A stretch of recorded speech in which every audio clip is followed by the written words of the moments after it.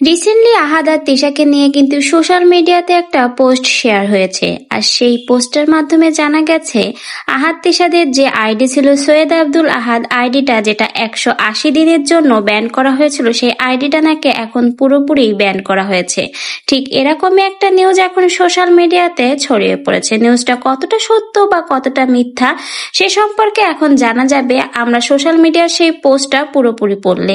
তো ভিউয়ার্স, আসুন প্রথমেই সোশ্যাল মিডিয়ায় প্রকাশিত সৈয়দ আব্দুল আহাদের আইডি ব্যান্ড হওয়া সেই নিউজটা এখন পড়ে নেওয়া যাক। সেই পোস্টটা হলো, সৈয়দ আব্দুল আহাদ এই পেজ 180 দিনের জন্য ব্যান করা হয়েছিল আর এখন সারা জীবনের জন্য ব্যান। এই পেজ কোনো ভিডিও বা ছবি আপলোড দিতে পারবে না। যদি কোনোদিন একটি ভিডিও বা ছবি আপলোড দিতে পারে কেউ প্রমাণ দেন, জীবনে ফেসবুকে মুখ দেখাবো না চ্যালেঞ্জ। শুধু তাই নয়, মনিটাইজেশনও চাঁদে দেওয়া হয়েছে। এই পেজ একদম শেষ, শুধু পোস্ট শেয়ার করতে পারবে অচল মাল।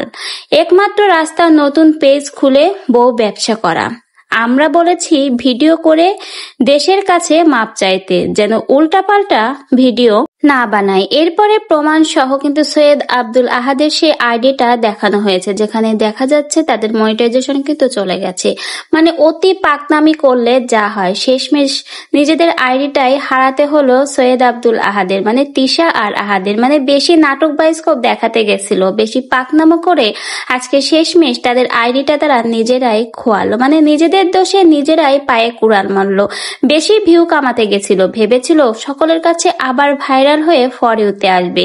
বেশ কিছুদিন যাবতই কিন্তু সোশ্যাল মিডিয়াতে জানা গেছিল আগে চলে যাওয়ার পরে আহাদ তিশার তেমন একটা ইনকাম হচ্ছে না পেজ থেকে।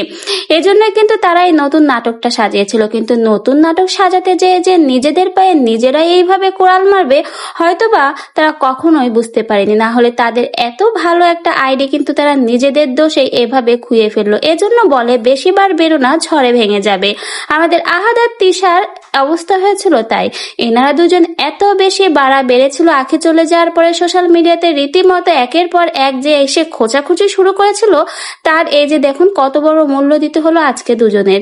মানে নিজেদের এত ভালো আইডিটা নিজেদের দোষে আজকে খুইয়ে ফেললো। তা শেষমেশ বোঝা গেল, মানে জানা গেল নিউজটা থেকে, যে সৈয়দ আব্দুল আহাদের আইডিটা কিন্তু একেবারে ব্যান করে দেওয়া হয়েছে। তাদের আইডি থেকে আর কোনো ইনকাম হবে না, এমনকি আইডিতে মনিটাইজেশনও চলে গেছে।